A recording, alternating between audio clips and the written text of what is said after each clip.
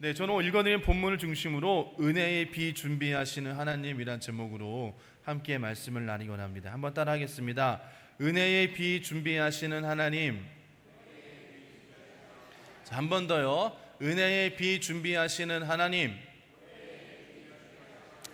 네, 그렇습니다. 은혜의 비를 준비하신다. 예. 하나님께서 지금 준비하고 계시는 것이에요. 여러분, 비가 어제까지만 해도 그저께까지만 해도 비가 왔고요. 또 다음 주도 비가 올 것이다라고 그렇게 이야기를 하는데, 비가 많은 우리나라 같은 곳에 살면 비에 대한 소중함을 우리가 좀 잃어버릴 수도 있습니다. 그러나 여러분, 이스라엘 같은 그런 사막에서 비라는 것은 굉장히 큰 의미를 그들이 가지고 있다는 것입니다. 이스라엘 같은 사막이 많은 나라의 경우에는 매년 평균 약 600에서 1000mm 정도밖에 비가 오지 않는다고 합니다. 그래서 비가 온다는 것은 굉장히 그들에게 큰 기쁨이 되어지는 것입니다. 더욱이 가장 덥고 건조한 4월과 7월 사이에 비가 올 때는 그 기쁨이란 굉장히 크다라고 그렇게 이야기를 합니다.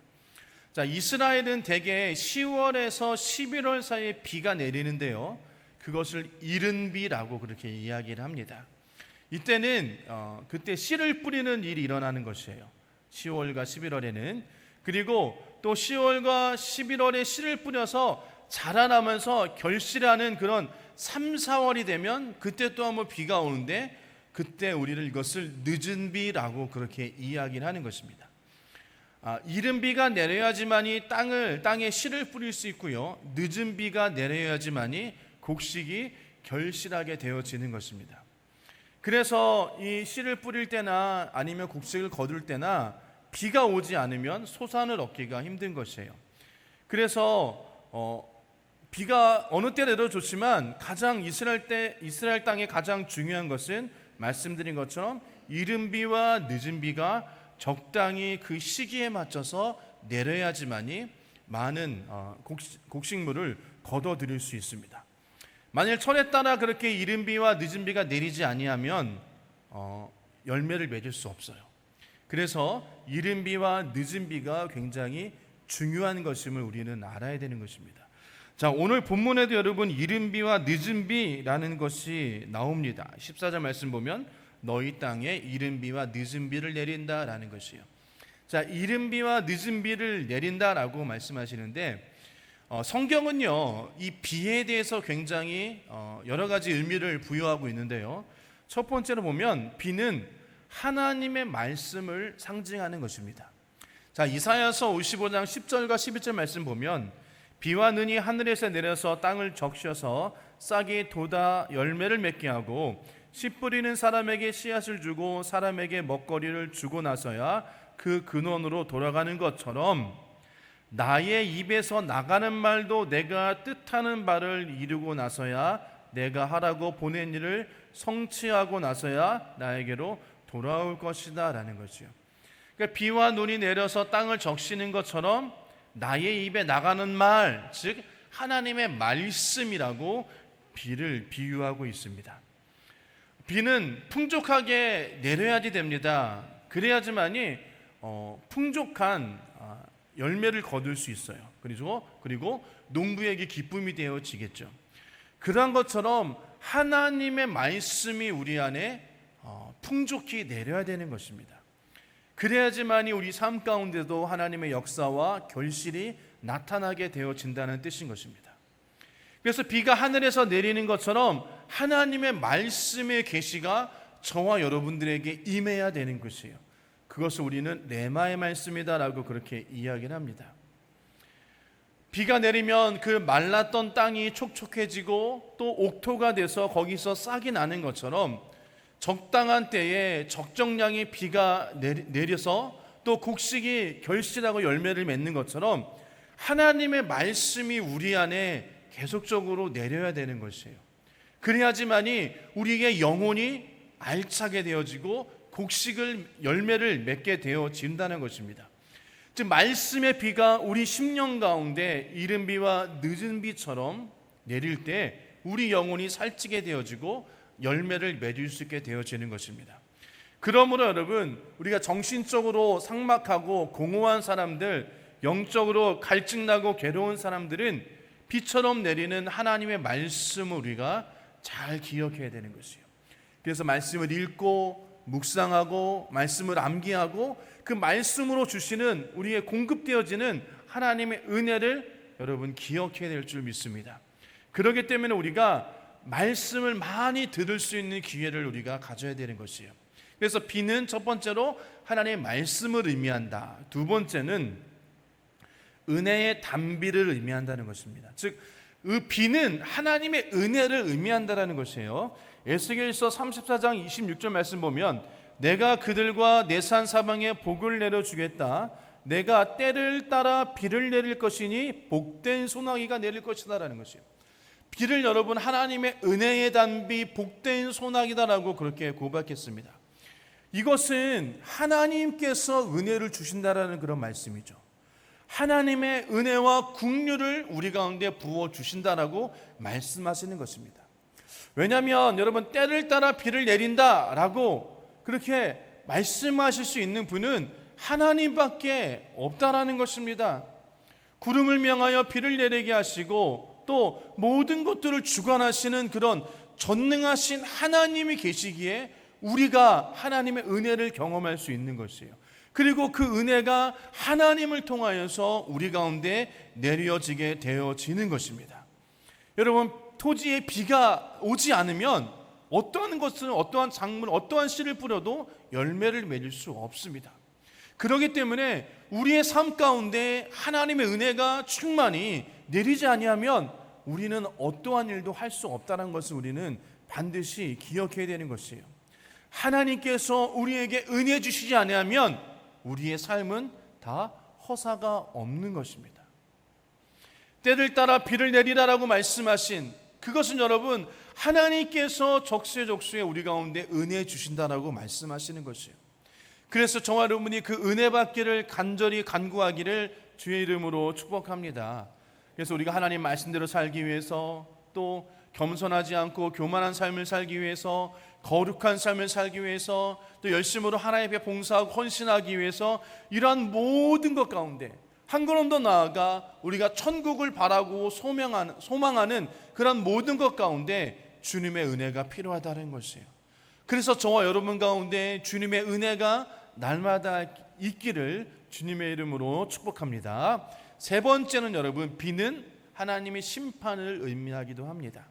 마태복음 7장 20절 말씀 보면 비가 내리고 홍수가 나서 바람이 불어서 그 집에 들이치니 무너졌다. 그리고 그 무너짐이 엄청났다라는 것이에요. 비는 하나님의 심판의 도구로 표현되고 있습니다. 우리가 잘 아는 것처럼 노아의 홍수도 무엇으로 인했습니까? 비가 많이 오므로 인해서 여러분 하나님께서 이 땅의 죄악에 관영한 것을 보시고 비를 내려주셔서 다 그 죄악을 다 쓸었다는 것을 우리는 알 수 있습니다. 그렇기 때문에 여러분 비는 성경을 통해 성경에 여러 가지 의미를 부여하고 있다는 것이에요. 그래서 저와 여러분들에게도 우리에게 때를 따라 주시는 이른 비와 늦은 비를 기다릴 수 있는 인내가 우리 가운데 있어야 되는 것입니다.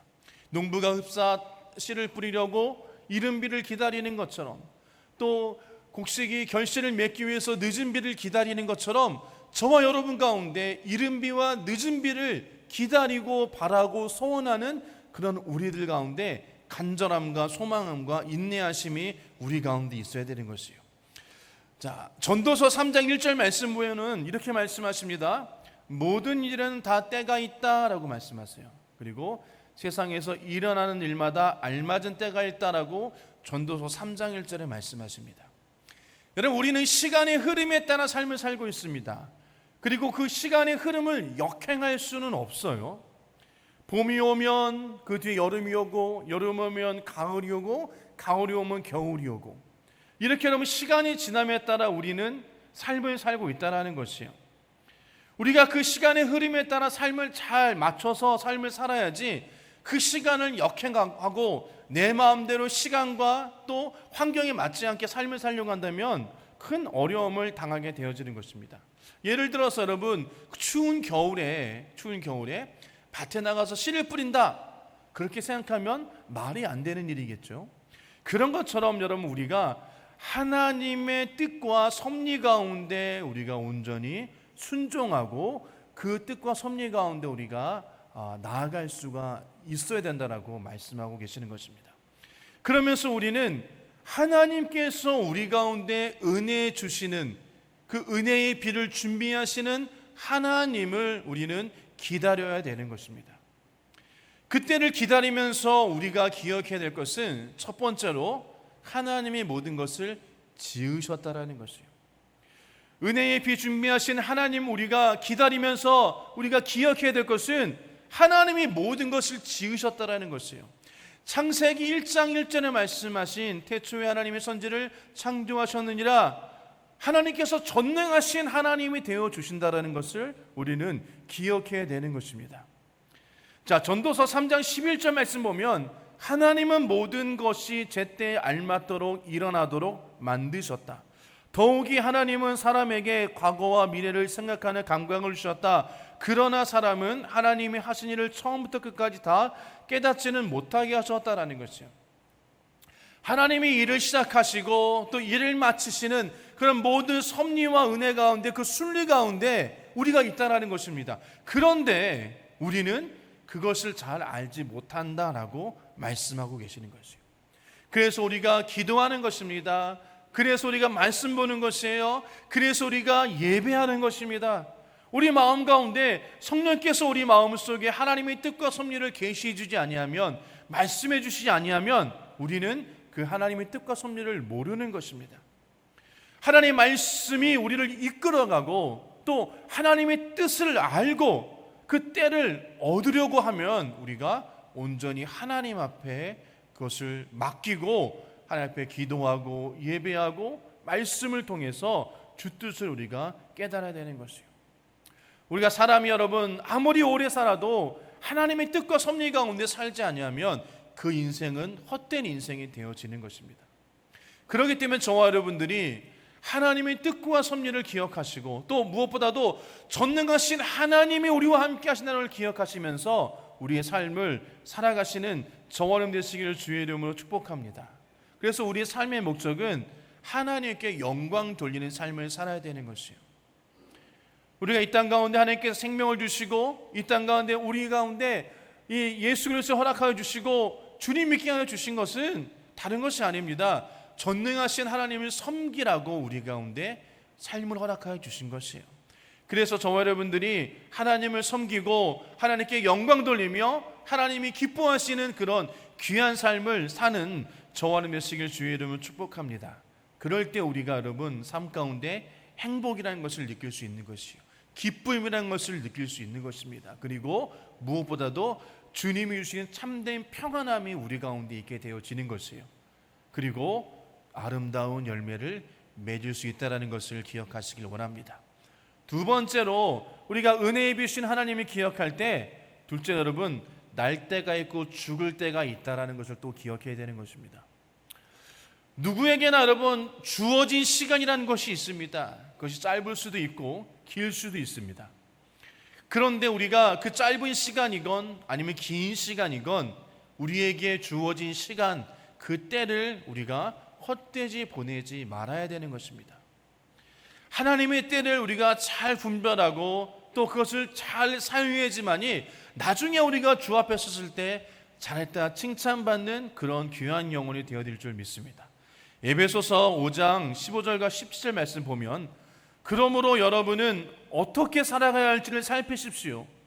지혜롭지 못한 사람처럼 살지 말고 지혜로운 사람답게 살아야 합니다. 세월을 아끼십시오. 때가 악합니다. 그러므로 어리석은 자가 되지 말고 주님의 뜻이 무엇인지를 깨달으십시오 라고 말씀하시는 것이에요. 여러분, 지혜 있는 사람, 지혜로운 사람이 누구라고 말씀하십니까? 세월을 아끼는 자예요. 그 세월을 아끼는 자는 누구입니까? 주의 뜻이 무엇인지를 깨닫고 그 주의 뜻대로 삶을 사는 자를 여러분 예배소에는 지혜로운 사람이라고 그렇게 이야기하는 것입니다. 여러분, 때가 악하다는 것입니다. 주님 오실 날이 얼마 남지 않았어요. 저와 여러분 주님이 부르실 날이 얼마 남지 않았습니다. 여러분, 그때 우리가 어떻게 삶을 살아야겠습니까? 그때까지 우리가 어떻게 삶을 살아야지만이 하나님이 기뻐하시는 삶을 살았다고 우리가 이야기할 수 있겠습니까? 주님의 뜻을 분별하십시오. 목사님, 저는 주님의 뜻을 잘 모르겠는데요. 여러분, 주님의 뜻은 우리 가운데 여러분에게 모두 다 말씀하고 계세요. 그것이 무엇입니까? 바로 성경을 통해서 말씀하고 계신다는 것이요. 주님의 뜻이 성경이라는 것을 통해서 우리에게 말씀하셨기 때문에, 그러면 우리가 주의 뜻대로 산다는 것은 무엇입니까? 말씀대로 삶을 살아간다는 것이에요. 말씀대로 삶을 살아가는 자가 지혜로운 자라고 성경은 말씀하고 있다는 것을 기억하시기 원합니다. 그래서 여러분, 우리는 말씀을 알아야 되는 것이에요. 하나님께서 무슨 말씀을 하시는지, 무슨 뜻으로 우리 가운데 말씀하고 계시는지를 우리를 잘 분별하고 깨달아야 되는 것입니다. 그래야지만이 하나님의 뜻대로 우리가 삶을 살 수 있게 되어지는 것이에요. 여러분, 우리에게 주신 그 기회, 그 시간을 우리가 헛되이 보내면 안 되고요, 그 기회를 놓치면 안 되는 것입니다. 왜냐하면 전도서 3장 3절 말씀처럼 죽일 때가 있고 살릴 때가 있다, 허물을 때가 있고 세울 때가 있다라는 것이에요. 여러분, 우리가 이 세상을 살면서 무엇보다도 여러분 반드시 우리가 깨달아야 될 것은 여러분 죽을 때가 있다라는 것이에요. 죽고 난 다음에는 반드시 우리 가운데 심판이 있다라는 것을 우리는 반드시 깨달아야 되는 것입니다. 누가복음 16장에 보면 여러분 거지 나사로와 부자의 이야기가 나옵니다. 부자는 자색옷을 입었고 베옷을 입었다라고 이해합니다. 이 자색옷은 권력을 상징하는 것이고요, 베옷은 부자인 것을 상징합니다. 그러니까 이 사람은 권력도 있고 부자였다라고 그렇게 이야기하는 거죠. 그러면서 그가 먹고 마시고 즐기는 삶을 살았다라는 것이에요. 어떻게 보면 쾌락주의고요, 인본주의적인 삶을 살았다라는 것입니다. 그와 반대로 거지 나사로는 그 부자의 대문 앞에 살면서 온몸에 병들어서 움직이지 못하고 부잣집 상에 떨어진 부스러기를 그가 먹고 살았다라고 그렇게 얘기하네요. 근데 부자도 죽고 거지 나사로도 죽었습니다. 그런데 어떻습니까? 두 사람의 죽은 다음에의 삶의 모습은, 삶이란 표현은 그렇지만 죽은 다음에의 그런 모습들은 전혀 다른 그런 운명을 맞이하게 되어지는 것이에요. 세상에는 헐벗고 굶주리고 병들었지만 그 거지 나사로는 건강한 몸을 가지고 아브라함과 함께 있었고요, 이 부자는 음부에 떨어졌다라고 그렇게 성경은 말씀하고 있는 것입니다. 그러니까 우리가 권력이 있건 또 아니면 우리가 부자이건 아니면 병든 자이건 가난한 자이건 중요한 것은 우리가 죽은 다음의 삶의 모습이 중요하다라는 것이에요. 여러분, 우리가 어떠한 삶을 살든지 간에 아무리 우리가 착한 일을 했다 하더라도 주 앞에 설 때는 여러분 다 우리가 죄인의 모습으로 설 수밖에 없는 것입니다. 그런데 우리가 예수 믿는 자는 주 앞에 섰을 때 죄 용서함 받고 구원받고 우리가 그 천국에 들어가게 되어지는 것이에요. 여러분, 우리의 삶은 그때를 위해서 준비하는 삶이 되어야 되는 것입니다. 즉 우리의 삶은 우리가 죽을 때 여러분 어떻게 우리가 죽음을 맞이하느냐, 그리고 죽은 후에 우리가 주 앞에 섰을 때 어떠한 모습으로 서느냐를 우리는 여러분 기억해야 되는 것입니다. 요한복음 14장 1절과 3절 말씀이 이렇게 말씀하십니다. 너희는 마음에 근심하지 말아라. 하나님을 믿고 또 나를 믿어라. 내 아버지의 집에는 있을 곳이 많다. 그렇지 않다면 내가 너희가 있는 곳을 마련하러 간다고 너희에게 말하겠느냐? 나는 너희가 있을 곳을 마련하러 간다. 내가 가서 너희가 있을 곳을 마련하면 다시 와서 너희를 나에게로 데려가다 내가 있는 곳에 너희도 함께 있게 하겠다라는 것이에요. 주님께서 말씀하셨습니다. 장차 우리가 있을 그 처소를 예비하러 가신다, 거처를 예비하러 가신다라고 말씀하셨어요. 여러분, 저와 여러분이 위해서 주님께서 그 처소를 예비하셨다고 말씀하십니다. 우리가 그 처소에 여러분 다 가야 되지 않겠습니까? 그렇기 때문에 우리가 죽을 때가 있다는 것을 기억하시고 우리가 그때까지 온전히 주님을 잘 섬기는 자 되시길 주의 이름으로 축복합니다. 그리고 믿음 잃지 않고 우리가 하나님이 기뻐하시는 그런 삶을 살아갈 때 주님께서 예비해 두신 그 처소에 우리가 살게 되어진다는 것을 기억하시길 원합니다. 그래서 우리가 여러분 은혜의 비를 준비하신 하나님을 기억하면서 기억할 것은 내가 언젠가는 죽을 때가 있다라고 기억하셔야 되는 것입니다. 세 번째로는 그 때를 다스리는 하나님이시라는 걸 기억해야 되는 것이요. 은혜의 비 준비하시는 그 하나님, 그 때를 하나님께서 주관하신다는 것입니다. 하나님을 섬기는 백성들을 위하여서 하나님께서 축복의 때를 정해 놓으셨고요, 환경을 만드신다는 것입니다. 이사야서 41장 10절과 14절 말씀 보면 이렇게 말씀하십니다. 내가 너와 함께 있으니 두려워하지 말라. 내가 너의 하나님이니 떨지 말아라.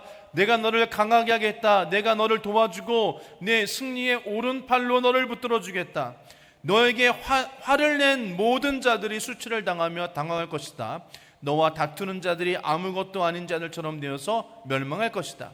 내가 아무리 찾아보아도 너에게 대적하는 자들을 만나지 못할 것이며 너와 싸우는 자들이 아무것도 아닌 것 같이 허무한 것 같이 될 것이다. 나는 주 너의 하나님이다. 내가 너의 오른손을 붙잡고 있다. 내가 너에게 말한다. 두려워하지 말아라. 내가 너를 돕겠다라는 것이에요.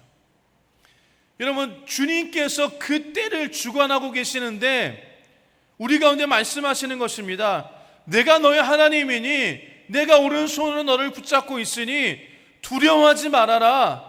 내가 너를 돕겠다라고 말씀하시는 것이에요. 오늘 저와 여러분 삶 가운데 내가 너를 돕겠다라고 말씀하신 그 하나님의 귀한 음성이 들려지기를 주의 이름으로 축복합니다. 여러분, 우리는 연약한 사람이 아니라는 것이에요. 우리는 누구보다도 강한 사람인 것입니다. 왜냐하면 전능하신 하나님이 우리와 함께 하시고 우리를 돕겠다라고 말씀하셨기 때문인 것입니다. 여러분, 쇠를 달궈졌을 때 두드러라라는 그런 말씀이 있거든요. 쇠가 달궈졌을 때 두드려야지만이 그 쇠를 마음대로 만들 수 있습니다.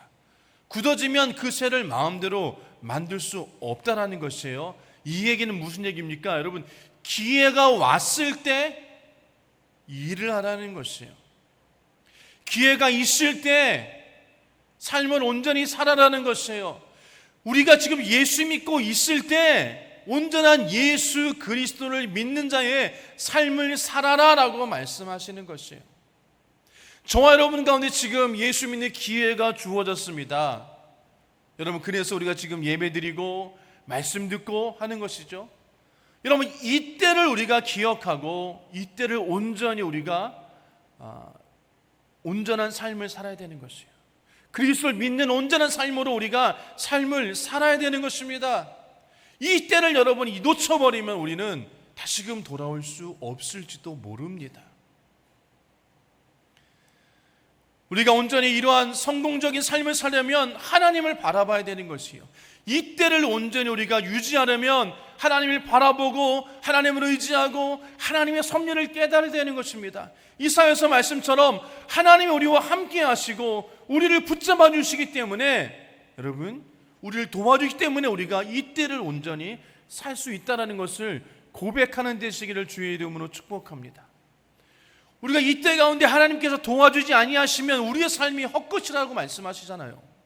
잠언서 19장 22절 말씀 보면 사람의 마음에 많은 계획이 있어도 성취되는 것은 오직 주님의 뜻뿐이다라는 것이에요. 우리가 인생을 살면서 많은 것들을 이루려고 삽니다. 많은 것들을 계획하고 삽니다. 하지만 그 때를 이루시는 분은 하나님이시라는 걸 우리는 반드시 기억해야 되는 것이에요. 그래서 우리가 하나님을 바라보고 하나님을 의지하고 하나님의 도우심을 바라며 우리가 삶을 살아야 되는 것입니다. 인생의 때를 얻기 위해서는 반드시 하나님의 도우심이 있어야 되는 것이에요. 그 하나님의 때를 우리가 기다리며 하나님의 도우심을 간구하는 저와 여러분 되시기를 주님의 이름으로 축원합니다. 그래서 여러분, 예배소 3장 20절 말씀에는 우리 가운데 일하시는 능력을 따라 우리가 구하거나 생각하는 것 이상으로 더욱 넘치게 해주실 분에게라는 것이에요.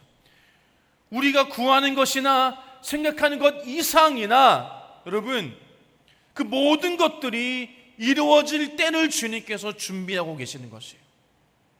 이른 비와 늦은 비를 기다리는 농부의 마음처럼 우리가 그 하나님의 은혜의 때를 기다리는 자가 되어야 된다고 말씀하시는 것입니다. 그때에 하나님은 나를 위해서 일하여 주시는 것이에요. 전능하신 하나님이 나와 함께 하시고 내 기도를 들어주시고 내 소원을 들어준다라고 성경은 말씀하고 있다는 것입니다. 오늘 이사야서 말씀처럼 주님께서 우리를 도우신다라고 말씀하십니다. 내가 너와 함께하리라, 내가 너를 붙들어 주리라, 내가 너를 도와주리라, 내가 오른손으로 너를 붙들어 주시다, 내가 너와 함께하리라고 말씀하신 그 아버지의 그 놀라우신 은혜가 저와 여러분들 있기를 주님의 이름으로 축복합니다. 여러분, 이 땅 삶 가운데 주님께서 우리와 지금 우리를 지키기 위해서, 우리를 보호하기 위해서, 우리를 도와주기 위해서 지금도 준비하고 계시는 것이에요. 그때를 우리가 여러분 기다려야 되는 것입니다. 그럴 때 우리가 여러분 사망의 음침한 골짜기를 다닐지라도 주님이 함께 가시기에 우리가 해를 두려워하지 않는 것입니다.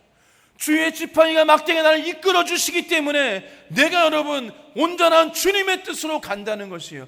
그렇기 때문에 사망의 음침한 골짜기가 나에게 다가올지라도 우리는 승리할 수 있다라고 성경은 말씀하고 있다는 것입니다. 하나님, 우리와 함께 계심을 기억하시기를 원합니다. 그리고 함께 하신 그 하나님이 우리에게 그 은혜의 때를 허락하여 주시려고 지금 준비하고 계신다는 것을 기억하시기 원합니다. 우리의 모든 것들을 주관하시는 그 하나님의 은혜를 기억하시길 주의 이름으로 축복합니다. 하나님의 때를 거역하고 우리 내 생각과 내 뜻과 내 마음대로 인간 중심으로 삶을 살게 되어지면 그 길은 망하는 길밖에 없는 것이에요. 반드시 기억할 것은 그 때를 기다리며 그 때를 주관하시는 하나님 앞에 우리가 나아가야 될 줄 믿습니다. 이런 말씀을 좀 정리하도록 하겠습니다. 우리는요, 하나님의 때를 기다릴 줄 아는 사람이 되어야 되는 것이에요. 중간에 포기하지 말고 그 하나님의 때를, 여러분 그 하나님의 은혜 주시기를 우리는 원해야 되는 것입니다. 왜요? 하나님은 지금도 우리 가운데 은혜 주시기를 원하고 계시는 것이에요.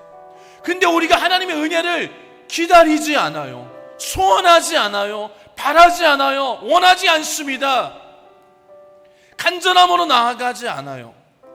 여러분, 이른 비와 늦은 비를 기다리는 농부의 마음이 얼마나 간절함으로 나아가겠습니까? 우리가 하나님 앞에 그런 간절함으로 나아가야 되는 것이에요. 모든 것을 주관하시는 전능하신 하나님께서 우리와 함께 하심을 믿고 기다려야 하는 것입니다. 인내하셔야 합니다. 그리고 그 하나님의 뜻과 섭리를 우리가 의지하고 나아가야 될 줄 믿습니다. 하나님을 신뢰하면서 때에 따라 은혜 주시는 하나님을 믿으며 순종하며 주님 오시는 그날까지, 주님이 부르시는 그날까지 우리가 온전히 주 앞에 나아가시기를 주님의 이름으로 축복합니다. 그때까지 우리 믿음을 지켜야 되는 것이에요. 그때까지 우리 신앙을 지켜야 하는 것입니다. 여러분, 지금 힘들고 어렵죠? 절망되고 낭망되어지죠? 포기하지 마십시오. 절망하지 마십시오. 지금 주님께서 우리 가운데 은혜 주시려고 기다리고 계시는 것이에요. 준비하고 계시는 것입니다. 그 준비하는 그 주님의 은혜를 기다리면서 그 은혜를 받아 누리시는 저와 여러분 되어지기를 주님의 이름으로 축원합니다.